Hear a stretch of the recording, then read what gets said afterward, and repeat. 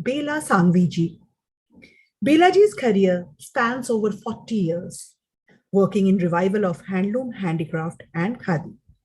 She has worked on the revival of 56 types of weaves and 43 embroidery patterns. Her design studio, Purnakala by Bela Sangvi, has a vision to revive antiquated handloom saris. An artist rooted in Vedic and Sanatan traditions, approached from contemporary angle. She supports working in handloom sector for 450 craftsmen and 20,000 weavers on need-based projects to improve their per piece earning. Today, friends and sisters, she is here to take us through handloom and its processes. Over to you, Belaji. Thank you very much for a wonderful introduction. Thank you. Wonderful presentations until now. It's a pleasure to hear all of them. Thank you very much, Vicky Handloom Council, for organizing such a wonderful event today and for inviting me to explain about the handloom processes.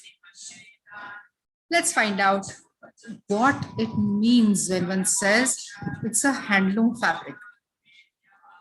It means that the fabric is made with a loom, which is powered by human hands and not by any other power, any other kind of power like electricity, coal, diesel, etc. When contemporary powering system didn't exist, it was Sant Kabir and many before him wore their clothes by handloom only. Can we have the picture of Sant Kabir here? Thank you, Chinmayji.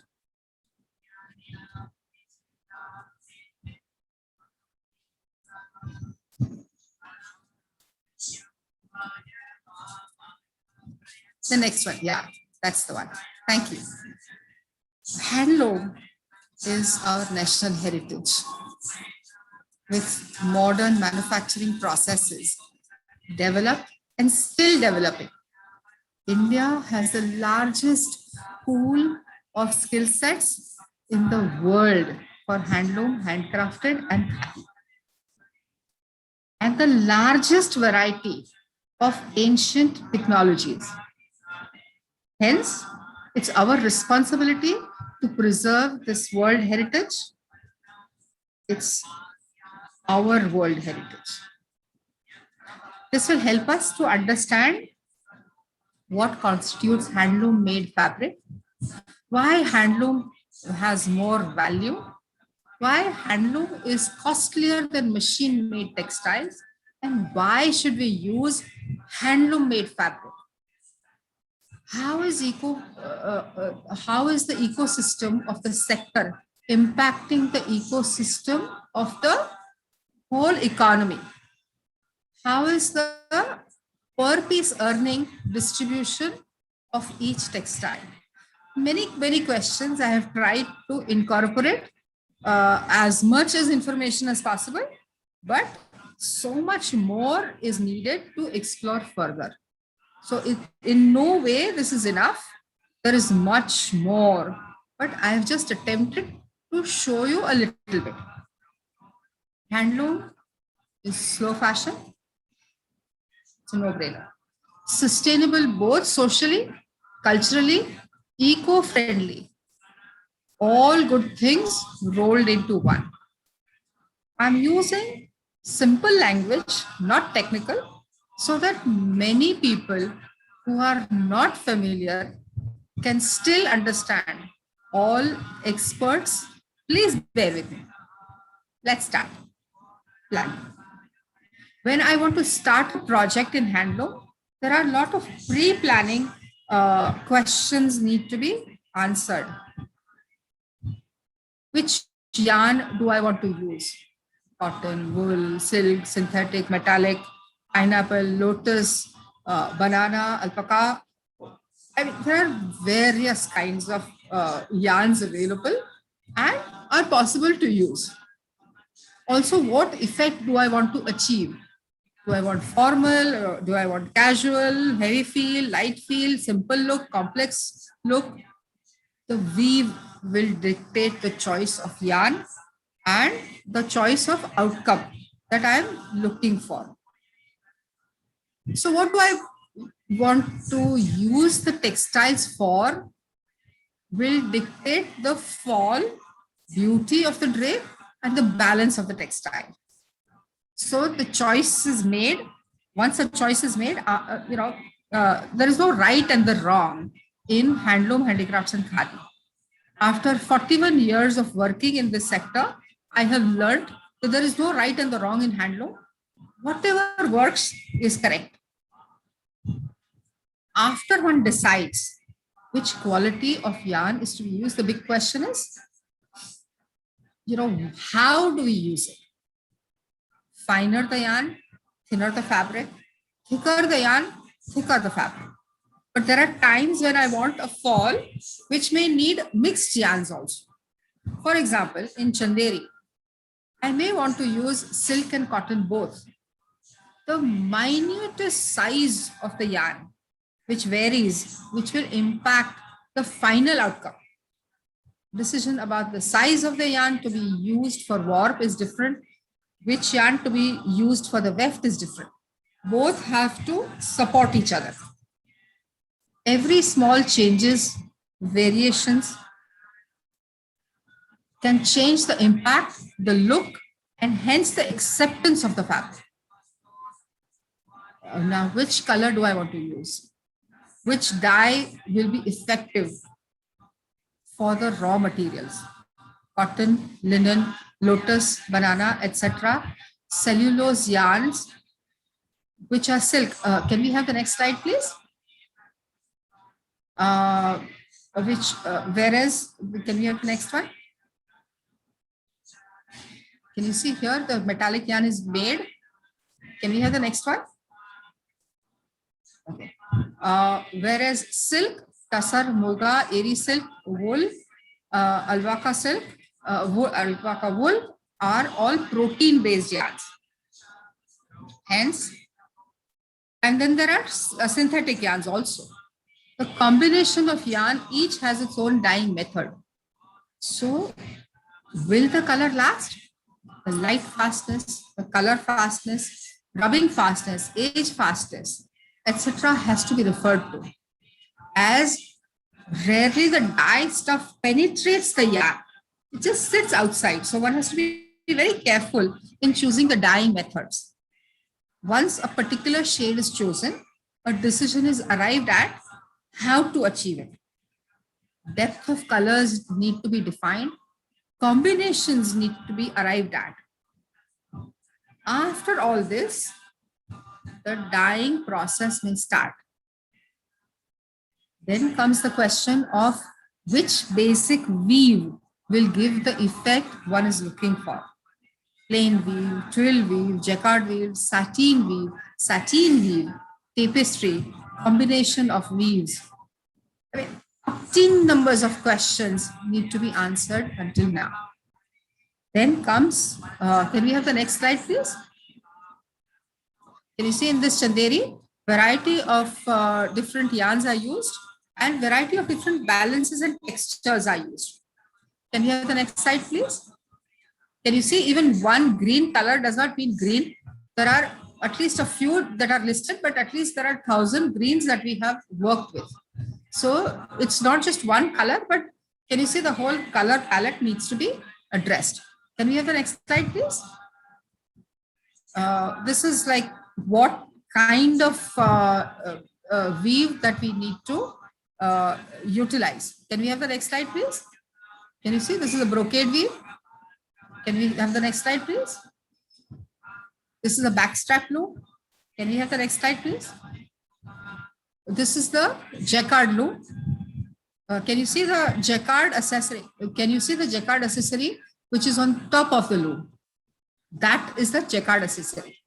Can we have the next slide, please? This is the dobby. When we use the design, small tiny borders in the border or even small booties. For that, we need this kind of contraption. It's called dobby. So then comes the question of which loom will achieve the required result and which accessories will be needed. For example, Tanchoy will require jacquard machine, which we saw earlier. But the pure Paithani, there is no accessories that is required as it's a tapestry. For pattern patola, the loom is extremely simple and basic. For Fanek, backstrap loom is used with manual designing while weaving. Whereas for Vidarbha Tasar, it's the dobby which is needed to be attached to the loom. So one needs to be familiar with all the tools. Then one decides how the warp is being used. For plain weave, the choice is very simple. Next slide, please. It's almost at 50% warp and 50% weft appears on the surface and the back of the fabric. So the choice is very simple. Whereas there are fabrics where the proportions are different. Can we have the next slide, please? Can you see here the weft-faced fabric? Choosing the correct size of yarn will greatly impact the result. If the fabric is, can you see here? Here we need to use for the border and for the booty, we need to use the dobby weave. Can you have the next slide, please? The fabrics which are the correct combination of yarn may balance the fabric, but also the design has to be applied at that appropriate time. Also in the design, if there is extra warp or extra weft, next slide please, needs to be planned. Their size, the weightage needs to be considered. The color needs to be considered. Then the design is also finalized. Each calculation, each curvature, along with the angle has to be specified. Next slide, please. What are the finishes that are needed after the fabric is woven? That needs to be finalized. After above mentioned decisions are finalized and evaluated, the work may start. These decisions are to be shared with one's team and weavers along with other supporting karigars to keep them in the loop. The language has to be used which is understood by the whole team. It cannot be that I use English language and they may understand their local languages. And the language is not just about the actual language, but also the textile language that they use. So one has to be very, very careful about their language rather than expressing in our language. Then comes the execution part. There are three parts of the execution. The work happens at the pre-loom stage, the work happens at the on-loom stage, and the work happens at the post-loom stage. I'll explain further. At the pre-loom stage, the loom has to be prepared. Can we have the next slide, please? Ensuring the correct kind of handloom and its accessories are utilized for the project. The whole project may fail. The alignment of warp beam, as can you see that there is the warp beam that you can see where the karigar is supposed to sit. The alignment of that warp beam with the cloth beam is extremely important to get the straight fabric. Many times you will notice that in handloom, the selvages are not straight. This is the reason for the selvages not being straight. The yarn preparation. Before the yarn stage, it is from the fiber to yarn is a lengthy process. So for today, we'll skip that with one sentence. Yarn is made by spinning, twisting the fiber to ensure the cohesive yarn is created with S or the Z twist with a required amount of ply. It's a very complex sentence. A lot of information is given in that sentence, but that we can take it up some other time. The correct thickness of both warp and and weft supporting each other may ensure the longevity of the life of the fabric. That balance is extremely vital. Once that balance is established, the yarn preparations may start. The next slide, please. Can you see here? The warping is getting ready. While after the thickness is ensured, the warp needs to be starched for correct tension while weaving. Can we have the next slide, please?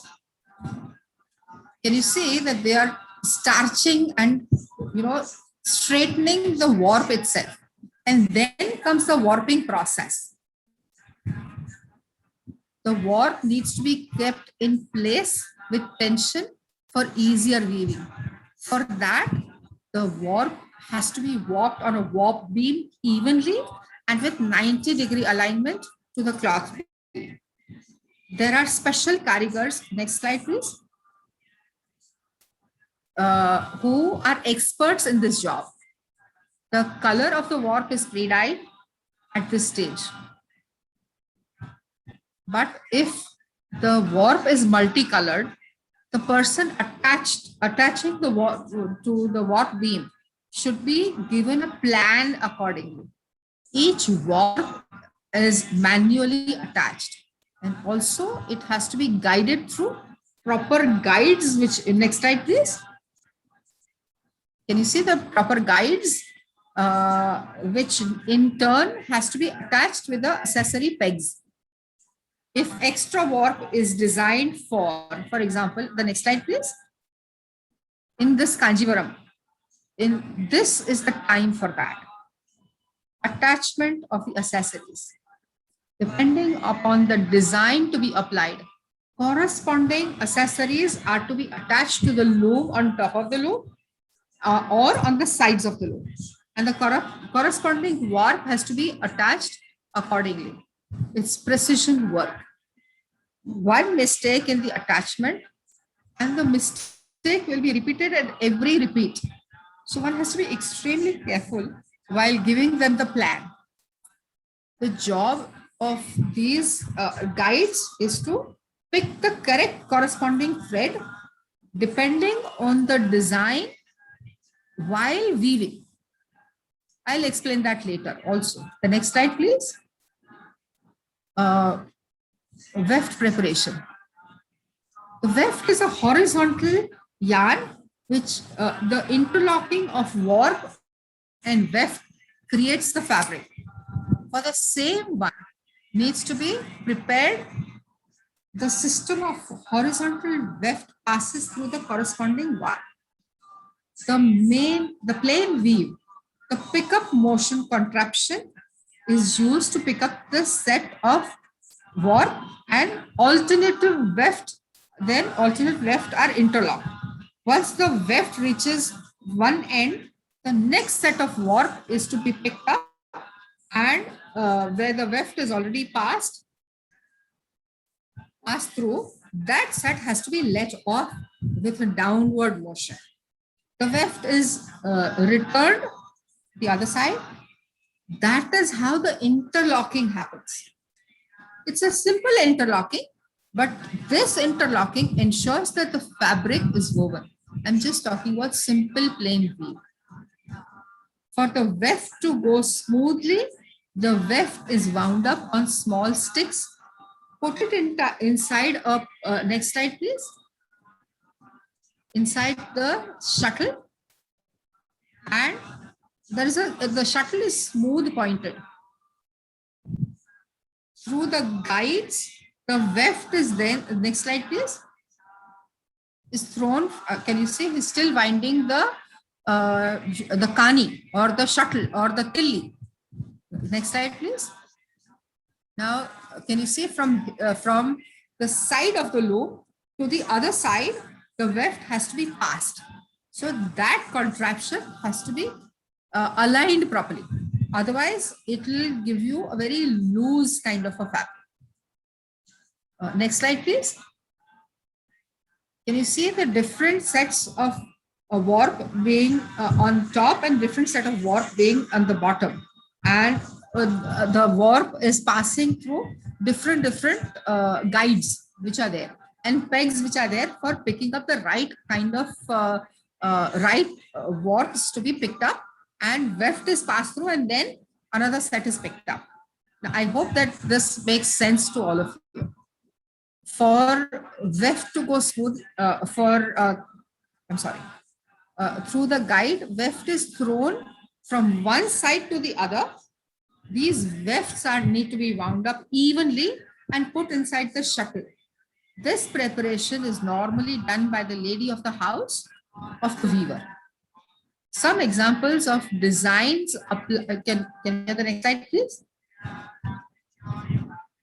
Can you see the different kinds of shuttles used for different weaving technologies? And in the small box, can you see the tillies are kept so that the inside can be changed with a with a weft being prepared. Next slide, please. Next slide, please. Can you see these guides?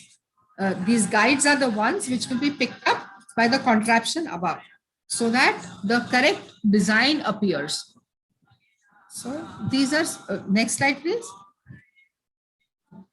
Some of the examples of designs applied at the prelude stage are khadi, where the texture is created, short colors. Say, for example, if the warp is blue color and the weft is orange color, it will create a beautiful orangish blue color. Or the Madras checks is one of the examples where the design is already predetermined in the warp and weft both, and then it is woven. And then patola, where obviously it's tied and dyed at the yarn stage, and double patola is where both the warp and the weft are tied and dyed with the exact same design corresponding while weaving. Hence, it's more expensive and much more complex to weave. Now, there are designs which appear on loom while weaving. The designs may appear. Can you have the next slide, please? Now, can you see here, we have just used different textures, and the design is, or the texture is also pre-planned. Can you have the next slide, please? Can you see the checks where the warp and the weft, both of them are pre-planned, and while weaving, it appears as a checks. Next slide, please. You see the patola yarn is being prepared. This is the weft yarn. The warp yarn is extremely long, and it has to, can you see that there are small sections?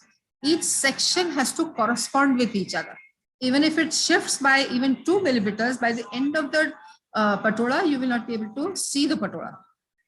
So let's talk about now when the design is when the design appears while weaving itself. Can we have the next slide, please? Can you see the contraption of jacquard, and can you see the complexity of weaving? This is the weaving while the design appears at on-loom stage. For plain weave, pickup motion is 50%.